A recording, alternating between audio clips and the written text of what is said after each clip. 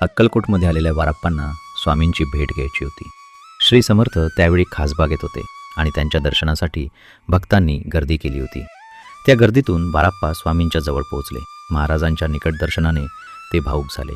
त्यांचे अंतःकरण भरून आले.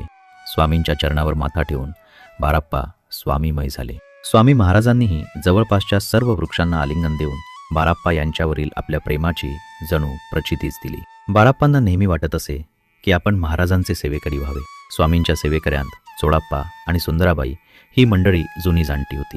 मुख्य सेवेकरी म्हणून सुंदराबाईकडे सर्व अधिकार होते. बाराप्पांचे नियमित येणे जाणे, जप, अनुष्ठान आणि भक्ती पाहून सुंदराबाईंनी त्यांनाही सेवा करायला सांगितले. त्यामुळे बाराप्पांना स्वतः श्री स्वामींची पूजा करता येऊ लागली. बाराप्पांच्या प्रेमळ भक्तीवर स्वामी महाराज संतुष्ट होते. काही दिवसांनी बाराप्पा आजारी पडले. त्यांना वेदनादायक व्याधी जडली. मात्र स्वामी कृपेने त्यातून त्यांची सुटकाही झाली.